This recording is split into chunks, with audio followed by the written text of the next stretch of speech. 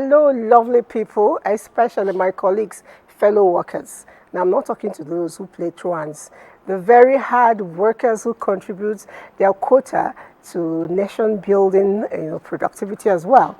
It's our month, yes, and recently we celebrated ourselves as the Labor Day, May 1st, and usually we focus at the moment, or that day usually is around, can our take home take us home?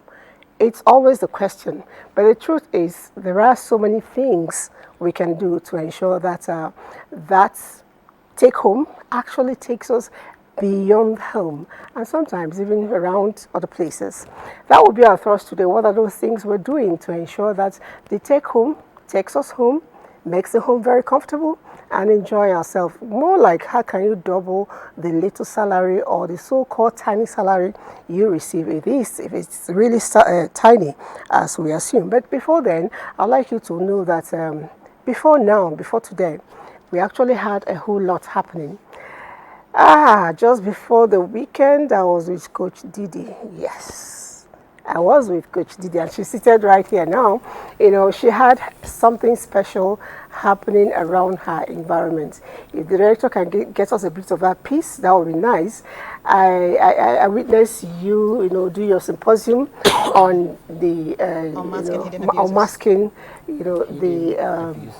abuses, hidden abuses. And for me, it was a special one, especially when we had to do your book launch. It's beautiful. The Broken Woman, story of the Broken Woman, is a reflection of all of us. And a lot of people were there. That's the special advisor to the governor, to the president on health matters. I see the IG as well. She was there. It was a very glamorous day for all of us. AIG, sorry. It was a very glamorous day for all of us. Women came out en masse. At the point, I thought it was all police affair. But then I realized when I talked with one of them that they needed to know, because they are the ones that really control most of these abuses. Highlight for me was that book launch. And we had entertainment and every joy. You missed out, sorry. I did. I wasn't around. Devon missed out as well. And we had time to, fraternize, to network and all of that. But generally, I'd like to know, for you, how was the feeling? Honestly, it felt good. It felt, as a person, as a coach, I felt validated. As a woman, I felt community.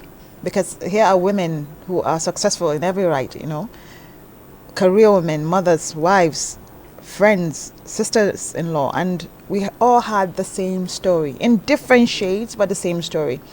We talk a lot about abuse, but we focus more on physical abuse because it leaves bruises, it leaves a mark. True. Unlike emotional abuse, hidden abuse is not seen. We're talking about financial control, we're talking about reproductive coercion, we're talking about even just meanness that sometimes you don't even know, and that's the highlight for many women. Many women say they didn't even know it was abuse. True. So it was really an awareness program, and yes, it was beautiful. Good it happened, and I like the part that the food was plenty on the table.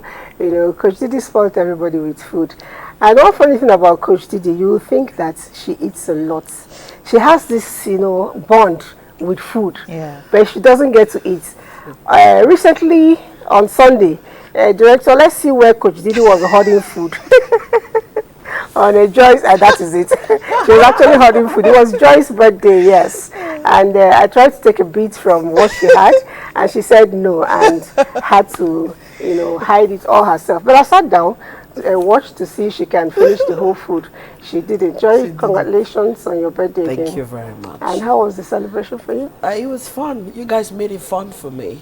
We loved it. Yes, you guys made it fun for me, and there's now good friends, good sisters who are always there for you. Good times, bad times, and I didn't want the day to end. That's Devon. Yeah, I didn't want the day to end. It was fun. It was fun. Thank you guys for making it beautiful for me. Honestly, I had to beg her to invite us for the next one. I like the fact that you made effort to make it all women. I know you have male friends, so that way a lot of us who are very shy, we were able to express ourselves fully. Oh my God! And the fact that the four of us turned up without even planning it, it was fun too. It was fun. I like that so much. Your friends sang for you, and that's Sister Angel. Yes. And it was a lovely time. Yes, it was. I'm going to ask the director to see if she can play up where you actually sang for us. Can I go on that part? I can't remember her singing. She sang for us. Her, didn't we? If you have it, let's see. Let's see who is correct now. Did we sing or did she sing? Or did we all sing? No, Joy is calling. Okay, well. Yes, I did. Okay. Okay. Yeah, you remember when you did it? I think I did. Joy is come. All right. Joy is come. All right. All right. Okay. Go Joy. Go Joy. Go Joy. Go Joy. Yes, sir.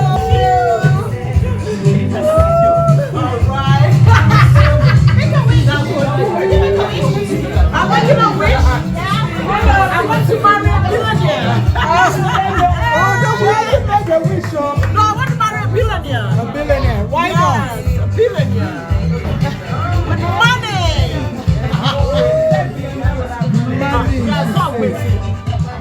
Thank you so much. See your wish. I said, what was your wish? She said, I want to marry a billionaire. Was it billionaire or millionaire? Not billionaire. Millionaire? Why? What did you go do? Billionaire. Okay. Thank God we're talking money. And talking talking about money, we have someone who is well vested in money affairs. He will join us from the other side of the studio, Mr. Francis. Let's if we can get Mr. Francis, can you quickly introduce yourself? My name is Francis Kumagba, a wealth coach, mentor, business expert, and I help people succeed with what they do. All right. Let's quickly touch base with all of us as we celebrated May Day. The essence of the whole event, he captured it. Here, are you ready? Can we have it played? The Nigerian Workers' Day 2025 theme, Reclaiming the Civic Space, is one that demands our collective attention and serves as a stark reminder of the need to create an environment where every worker feels safe, valued, and empowered to contribute productively to the growth and prosperity of our nation. And so it was not far-fetched that this was echoed in the speech of the NLC's president. Solidarity! Forever! My president says, solidarity! Forever! Solidarity! Forever! These days, 10, reclaiming the civic space in the midst of economic hardship calls us to defend democracy, resist repression, and rebuild Nigeria on justice. The civic space where voices challenge injustice and demand accountability is under siege. Policies are imposed without workers' input. Protests are met with brutality, and dissent is criminalized. Let us reclaim the civic space, even in the midst of the economic hardship, so that we can address our fears and worries as workers and as masses. Let us therefore live here today with fire in our hearts. Salute your dedication, perseverance, and patriotism. This Workers' Day is a celebration of your achievements and a reminder of the limitless potential we hold as a united and determined people. Also in the midst of the day celebration, a 20-point demand was made by the NLC to the federal government, some of which include better retirement packages for civil servants, tax cuts, the reversal of the state of emergency declared in Rivers State, amongst others. As always, the climax of the event was the march past of Nigerian workers in their union.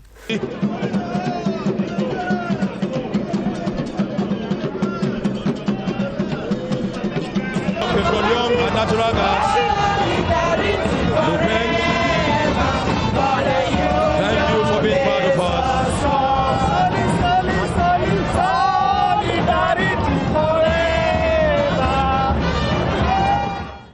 That was a celebration of May Day in Abuja.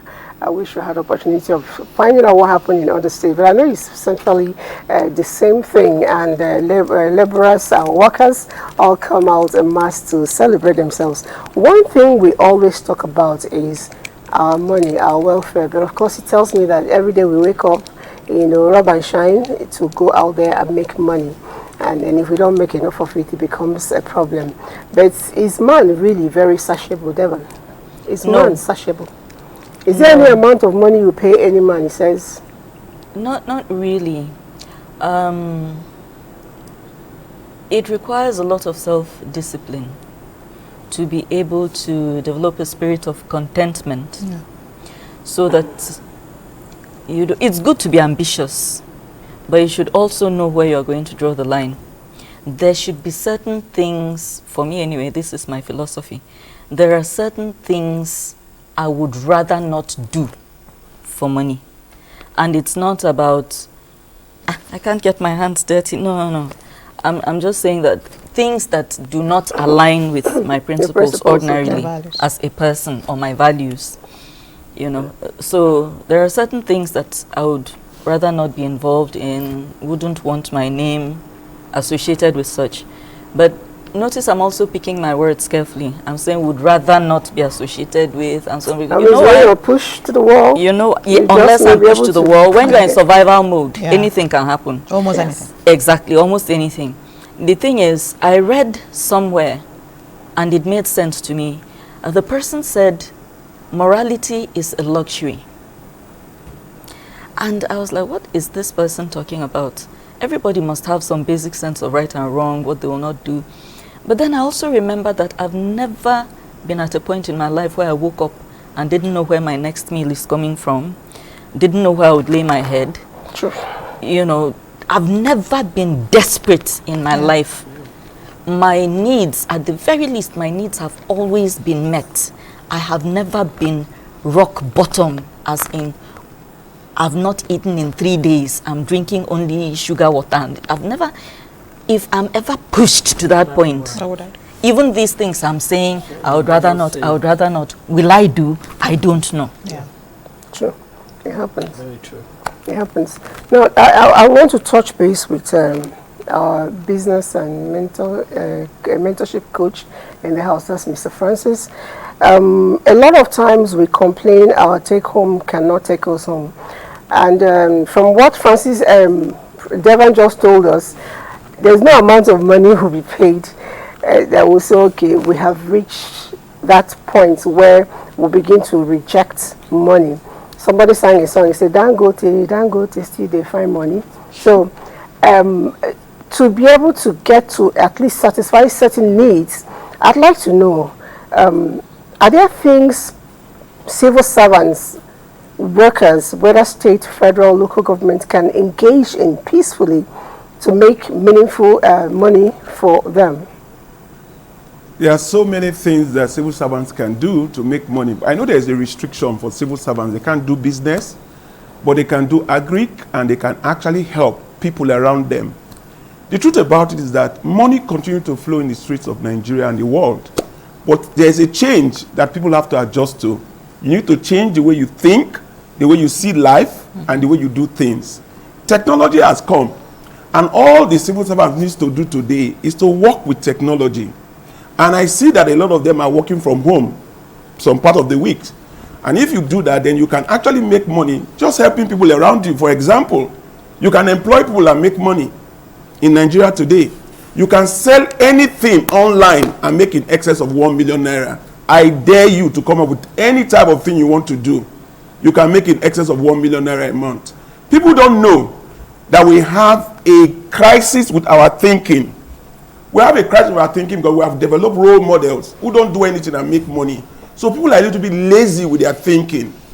Technology has changed the dynamics of doing business, of doing things, but people are used to doing things the way they are used to doing things. Let me give you an example. There's a lot of unemployment today in Nigeria. Do you know what we need to do to solve the problem of unemployment? Is employ people. Put a notice out there today that you want to employ somebody. You have too many people out there looking for how they can get employed. Just go out and employ somebody. Call it a digital marketer. Promise to pay the digital marketer 300,000 naira a month. Put him in an office or put him somewhere to work remotely and tell him all you'll be doing for me is sell things for people online. Then go and look for 5 people that have what to sell and tell them, come to me. I will help you send your things out there and over 10,000 people will see it to buy. But you pay me 50,000 naira a month. If that advert is extended to about 100 people and you get them to come to use that digital marketer to sell their things online, you will make in excess of 1 million naira. I dare anybody. Whatever you want to sell today, you can make in excess of 1 million naira a month using the social media and engaging somebody to employ to do that work for you. So you don't, as a civil servant, you don't even need to move from your office. Employ somebody, solve a problem in society. You will make in excess of 1 million naira. There are so many ways you can make money. Sugarcane, yam, dare me with what you want to do. You will sit right in your office and you'll be making money. All you need to do is solve society problems and pick on people who have talent and use them and get them to pay you commission in using them. You make a lot of money. All right, you keep stressing the fact that I can make 1 million naira in a month just doing a particular thing. For instance, a civil servant who is sitting down in the office typically for 8 hours, sometimes more, but for some people, less. On a practical basis, my salary is maybe 150, and I have a whole lot I'm doing with money. How do I double up that 150 to give me 300 or 450, for instance, because I need to satiate other things? You're talking about using, this 150 that you're going to pay house rent, pay school fees, do feeding. Where do I extract money? And I need practical terms to be able to pay for other things and then still invest. 150,000 cannot take you home, because if you look at 150,000 in today's environment, if you have to pay transport, you have to pay rent, you probably have nothing left to actually do things you need to do, and you need to pay school fees of your children. So the dynamics that has changed today is that there's a new thinking. The social media, for instance, is available. You have your phone in your hands. You can make 1 million naira using your phone. There are people that are selling things today. They are still thinking old school. They are looking for money to open a shop, to stock the shop, to sell in the shop. A civil servant can look for somebody that is ignorant, that is still thinking old school, and tell him, I will help you sell. I will help you sell. And just take the item they are selling, take the picture, and put it online today, and make sure you get the right price and the discount that you can get from that person selling that item. Put it online today, or get somebody that you employ to put it online for you, and make sure 10,000 people see it. That civil servant can make 1 million naira a month. So what I'm saying in essence is that don't be focused on just what you do. In today's dynamics, the social media has opened up a lot of opportunities. I tell you, even people that are talented today, they're on the street looking for who will help them. So the knowledge and understanding that that person that is talented, you can use the person to make money. You can easily get the person and get his number and direct him to people that need his services, and he will be paying you commission. Some people say that civil servants are not supposed to take on certain jobs, but he was able to put together the jobs that are permissible, for us civil servants to engage in, while we're still in service. And at the same time, how much can you make doing them? Let's say it. As a civil servant, I'm sure that you already think that your pay cannot take you home. But do you know that you can make that pay of yours double up, take it home, and then save some more? How? Just keep watching.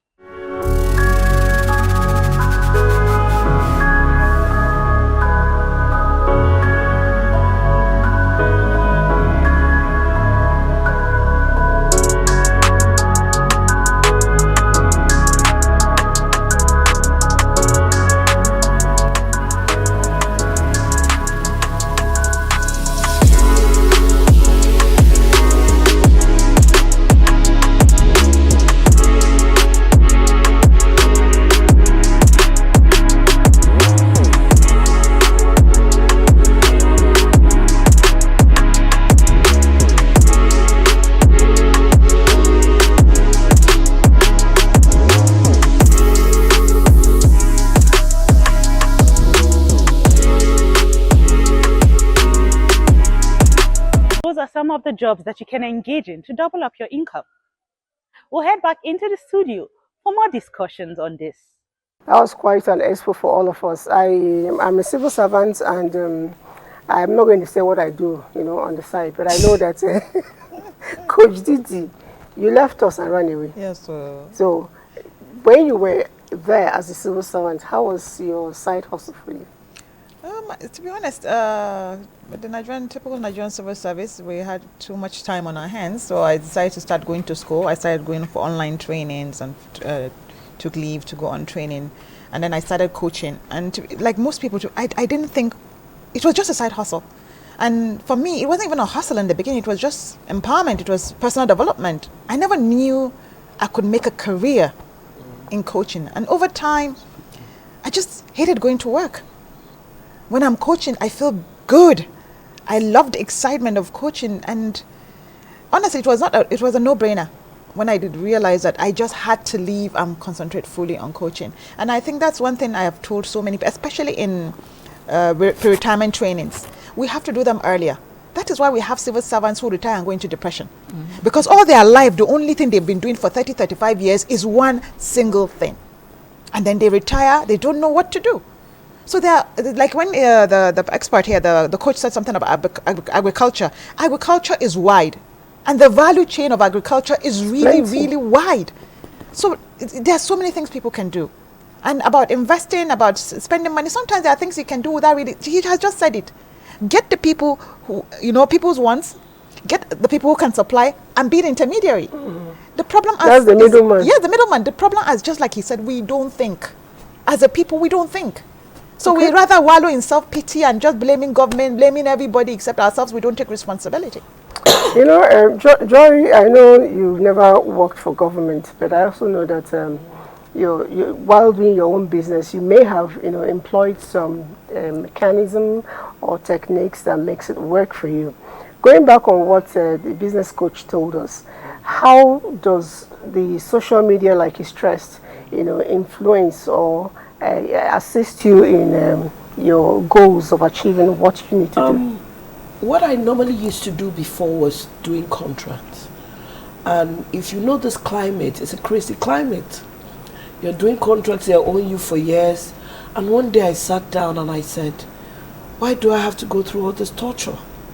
So I sat down and I said, look, let me do something else. Let me sell. Let me make clothes. Like the coach said, you don't have to open a shop. Because if you open a shop, by the time you start thinking of all the other things, expenses, from light to rent, Abuja's rent is crazy. Mm-hmm. So you now find out that those outfits that you want to sell, they are overpriced. So nobody's going to buy it from you. But one thing I noticed now that because I am online, I sell cheaper. I remembered the shirt I wore during my birthday. It's so expensive. But guess what? I've dropped down the price. As at today, I already have orders for 50. Wow. So you see, the thing here is that you have to think outside the box. Yeah. I like to cook. So, like I said, when my friends came into town, they now realized that they didn't have places that they could eat Yoruba food. And what did they say? They said, can you do me ayamashi and all those kind of things? Because they don't see it around. And I did them. And I know that the thing is that people are waiting to see big money. But you see, one thing I love about this money is that it sorts my needs. Needs are very important, from your light to your gas to your fuel for your car. Those necessities. Because I always tell people that there are necessities and there are others. Because I always tell people that, look, if you can have money that can sort your daily need, then you are sorted. The only time that I feel so bad sometimes is that I go to the hospital and I see the bill that they give me and I say, God, if I don't work, how do I pay these bills? So the thing now is that all of us have to sit down and just decide that, look, we have to do hustle. He keeps saying 1 million, 1 million, 1 million. I'm praying that I'll be able to think like he thinks, and let me be making 1 million every month. If I can make 1 million every month, I'm good to go. Yeah. I went to Abuja last week. The normal me is that I make the things in Adire.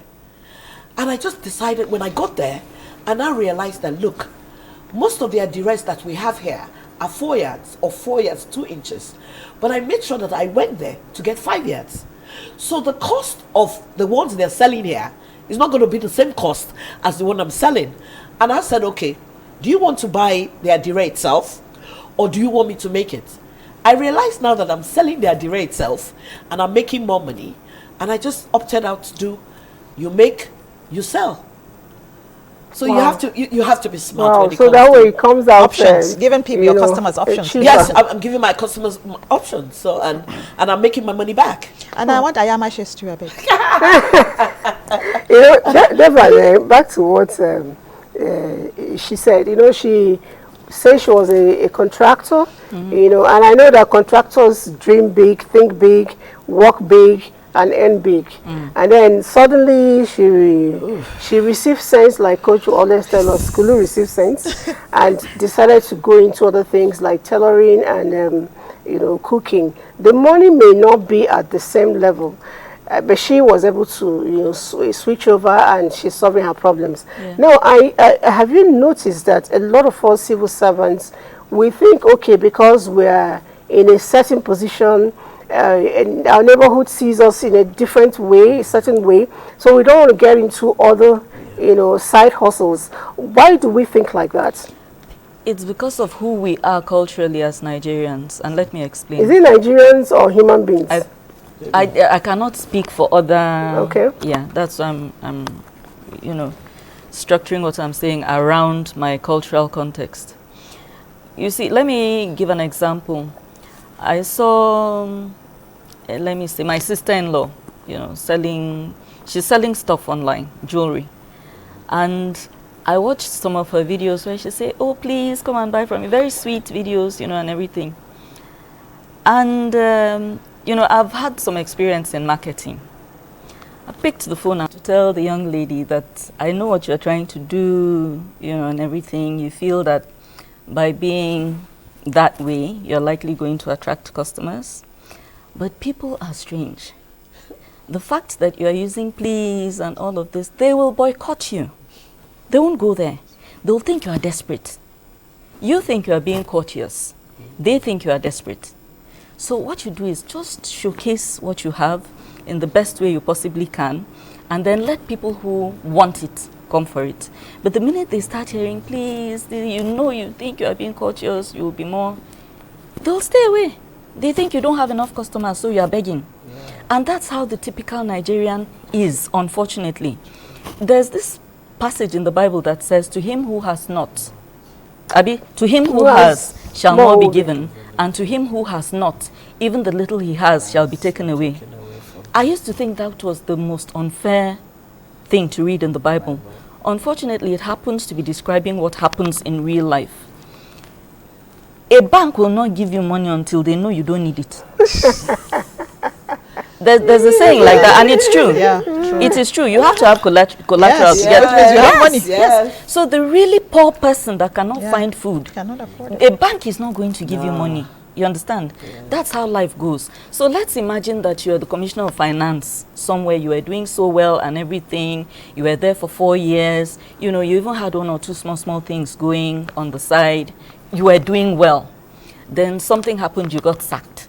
Within 1 year, you are now on very, very hard times. And then all of a sudden, people see you sitting by the roadside selling fresh bread. You get mocked to kingdom come and back. True. And it's not everybody that has the capacity to handle that. It's not that they're saying, I pass to sell bread. It's, okay, I start selling bread. My enemies now realize that I'm in such a vulnerable state that they can really stomp me down into the ground and bury me. And so it's a lot of nuances. It's not just, oh, I'm too special to do this. No. You know what your challenges are even within the family. There are some people you are broke in the family, you don't want them to hear. because they're the ones that will go around telling the whole world, Story. this person, when she had money, there was just once, so I told her that she should give me a loan of 100,000. She refused. Is she not the one now begging people for 10,000? But seriously, should that influence or affect us in making money? It should not, but it does. We shouldn't. It shouldn't, but it does. Yeah, true. All right. You would think that, for instance, that, okay, somebody who is not solvent right now, let's say the person has 2 cars, the person should sell 1 car now, use that car, put the... Raise. But you know what? The minute you sell that 1 car, people are like, life done the hard for this one. You know, and you need those people to patronize you. You understand? So it's a vicious cycle. Yes. It requires, I don't blame people who cannot, like, go down openly for people to see. I don't blame them because it's a vicious world. If you have the capacity to be like, yes, it's bread I'm selling, if you like, mock me, fine. I personally am the kind of person who has the mentality that as long as it's not illegal and you can do it and it will put food on your table, just try, work on your mental state. I personally believe that I'll have the last laugh. Yes. So it's okay, laugh at me now. I'll laugh later. In the long run, I'm going to be laughing, but I'll be laughing for joy, for myself. True. Because I'll not come down to your level and laugh at you if you fall on hard times. You know, we were saying the People same. are We were saying different. something just before we came on air about, you know, a staff who uses his own car to like take passengers when he's going home. And I said, look, this is something people could do. Just like what Devon is saying, it's ego. Most of our problems stem from ego and refusal to accept our current reality. Nigeria is hard. Most people don't even drive their cars anymore because they can't afford to fuel it. And I remember I was telling you before we started the show, I said, I remember when we got married newly, myself, I think 1 year or 2 years into our marriage, we lived in Kubwa. When we come into town, when we were going back, we stopped and took passengers going to Kubwa. And that was what we were using to fuel the car. Yes, myself and my husband, both of us in front, and we take 3 passengers at the back. Whatever they paid us was what we used to top fuel the next day. But this is history today. You see, the thing about life is we all go through troubled times. Not accepting it, wanting people to keep seeing. And you see this village people mentality. We don't want our village people to laugh at our misfortune. We don't want our village people to say this. They will still talk nonetheless. I think the most important thing is accepting your reality. You know, the thing that saddens my heart, like I tell people, I just realize people are always, what will people say about me? What will people say about me? See, the minute you just remove that mindset, I remembered I fly economy. And most of the time I'm upgraded, maybe world traveler, then maybe I can pay an extra to stay by the aisle. Do you know that people in business class are coming to meet me and they are vexed, they are angry? How are you going to sit down for economy? And I look at all these people. The business class you sat, of what benefits is it giving you?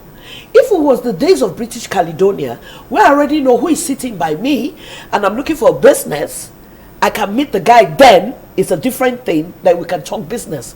Right now, it doesn't work that way. So the bottom line here is that I always tell people, if you're sitting in business class, how much are you earning? How much are you traveling with? I sit in economy. You come and meet me like a week after when we've traveled to tell me that your money is finished. So who gets sense pass? You know, because the biggest problem I notice in Nigeria is that people want people's affirmation. Yes. And I feel the minute we change that kind of mindset, then we can move forward. Okay, let's get back to the business coach, Mr. Francis. You know, a lot has been said here, and for me, it runs around packaging and, how do I add this? Maybe not appreciating yourself as well as you should. Now, what is the place of, packaging? Packaging, I mean, is not the product you're selling, your personal packaging.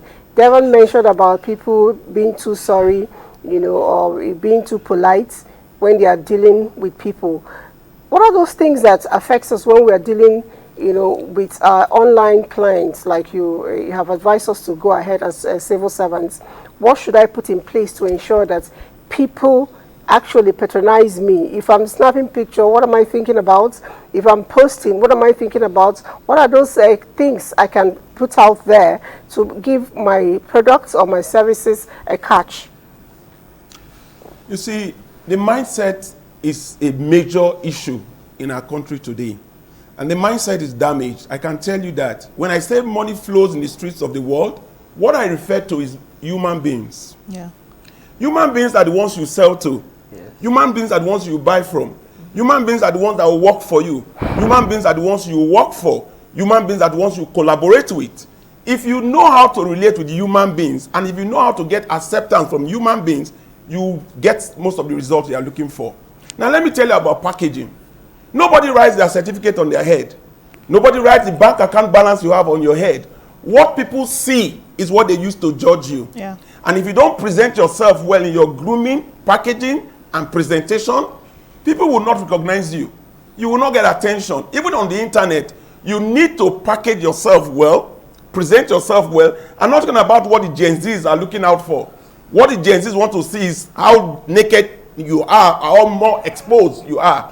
But I'm telling you today that if you can actually package yourself well, present yourself well, and groom well, you will get more audience, you will get more attention. But by the way, I want to make this statement again. Money is on the street. The money on the street are human beings. And Nigeria has the most populated country in the world, in the world today. When I say the world, I'm saying that because we have a lot of people. Our market is very big with ignorant people. Because of the ignorance, it makes the market very viable for people that understand what to do. But today, those who are talented on the street looking for what they will do, looking for who will use them. Those who have money don't know what to do with their monies. And those who are in power don't have time. We don't have people that coordinate them. Just know how to put people together. You will make money. Employing people and giving them what to do. You can also sell for people that are ignorant today, who are still looking for how they will fund a rented place, stock the place, and start buying. You don't need to stock. You can be a landlord without 1 naira today in the market. You can sell anything in Nigeria today and make in excess of 1 million naira a month, including grass. I'm asking you to challenge me. What we really need to do in Nigeria today is to reorientate the mindset of our people. The mindset is damaged. We have leaders who have presented themselves as role models, who don't do anything but make money. We have people who are having vices like Boko Haram in the north, kidnapping all over the place, Yahoo. They are making money and they are being projected as role models. Yeah. So we have a lot of people today who are not thinking anymore. You are a function of your mindset. The way you are brought up by your parents, the type of school you go to, the religious set that you belong, the culture and tradition actually create a lot of walls in our mindsets. And that is what is holding Nigerians, a lot of Nigerians down today. And I plead with parents to change their parenting styles. Schools to start looking at how they can reorientate the mindset of our people. Poverty is nothing. I keep saying it. You don't need to do anything in Nigeria to make money, because if you get someone that is selling something today that is ignorant, take the picture of what he's selling. Get someone that can put it online and sit in the middle, you make 1 million naira. Somebody sent us a message here. It says, a civil servant is permitted to do agriculture while in service. The agricultural sector is quite diverse and you could choose a subsector to work with. I myself am a civil servant and I actually get involved in poultry and it's doing well. I sell my eggs and I sell the chicken. Thank you. And I think I know this person, John, because I think I bought eggs and chicken from him. His eggs are actually very nice and his chicken quite hefty. This was the first time I went to Abuja. I went by train, which was very... Oh, train? Yeah, I went by train and it was fantastic. That's nice. Yes. But do you know what? By the time I got there, I now met different people who were selling. And they told me that all I needed to do was that I shouldn't waste money to come there anymore. Yeah. That I should just tell them they will send me what I need and they will send it to Abuja. And you know, when they told me all that, because I like to feel the fabric and buy, it's very, very important. You can see something, and when they send the thing to you, it's different. Exactly. Then, and I started calculating the cost of the airfare to Lagos, from the airfare, then the transport to Abeokuta, all around Abeokuta, and I realized I was saving a lot. So, like I say, like he said, the internet. What are we using our phones? Because we use our phones for the wrong things. We use it to take pictures, have fun, talk on the phone and all that. Post your pictures. So the thing here is that we can use our phone to make money. You know, even if you want to post your picture, if your picture is part of what you're selling. Yes. For instance, I know that you post Yes. on daily basis. Yes, I do. And you do that to showcase your outfit. Yes. You know, Jingles by Joy. If that's what you're doing, it's okay. Yeah, okay. But if you're just posting to show us your face, and I feel your face didn't change from yesterday. I would call myself maybe a mini influencer. I have about 47,000 followers on Facebook. Wow. It's intentional. It's intentional.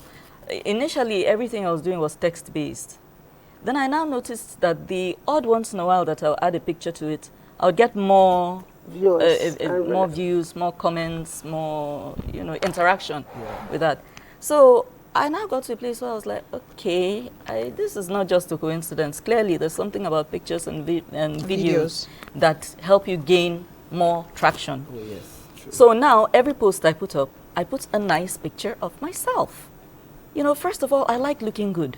And if I look good today and I want to snap a nice picture and celebrate the fact, say, God had mercy on me and allowed me to wake up today and even snap a picture. And then I put a nice post and people go there and interact with it. That's how I was stuck at 12,000 people for like 4 or 5 years.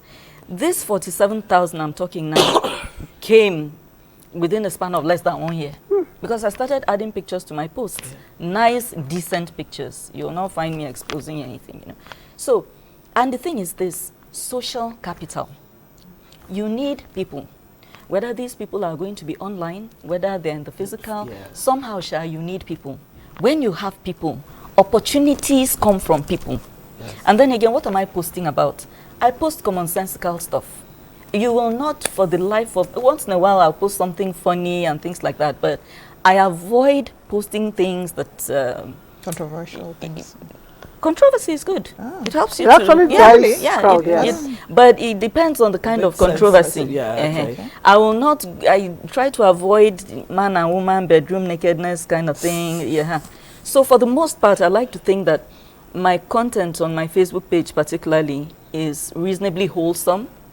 It's not the kind of thing that would embarrass anybody, and things like that. So, yeah. So if you have that number of people, you can actually begin, like Mr. Francis said, to take on adverts, on your page and make money. Exactly. Yes. I'm hoping that very soon I hit 100,000 people. It's intentional. You know, when you were saying something about the person who sent a message about selling chicken and eggs, it reminded me of something.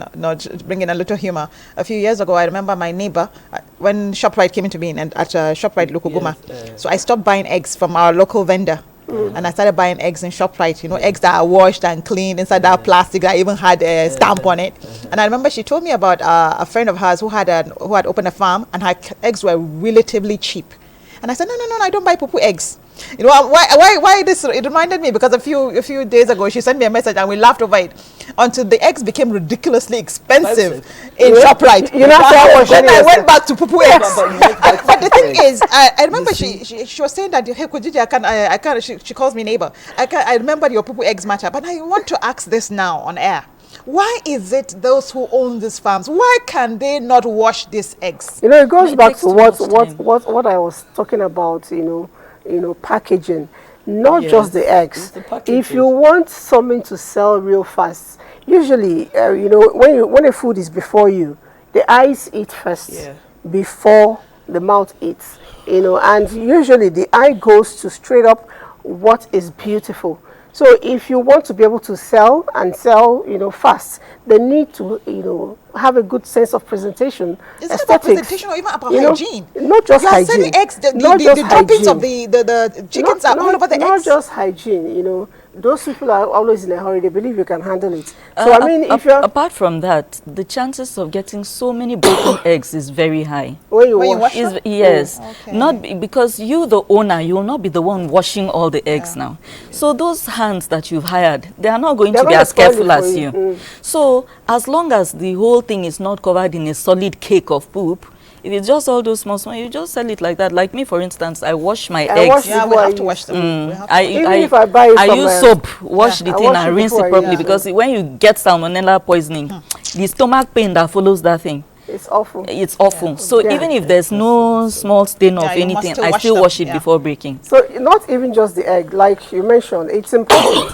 Whatever we do, you put a lot of packaging. But packaging is very important. I can make clothes for you. People have made clothes that I never really wore, But when they bring it, the way they package it, put in a nice looking bag and all of that, when you see it, you're excited.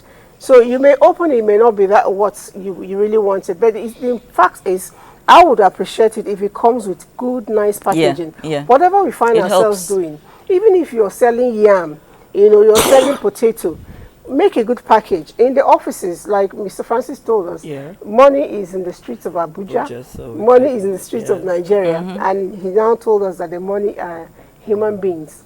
You work in an establishment, 2,000 people, you're from Benue, where food is plenty, and people are not buying your yam, then something is wrong. Something is wrong. Like you said, you don't even have to be the one farming. You don't even need to You go. just have to have a contact of person who's Somebody farming was and get the buyers. From Benue, Makurdi, wherever it is. And then your own is to tell your colleagues, I sell yam. And because you're not putting it in a shop, you will find out that you can drop, if yam is 3,500 in the market, you can sell for 3,200. And you still make the gain.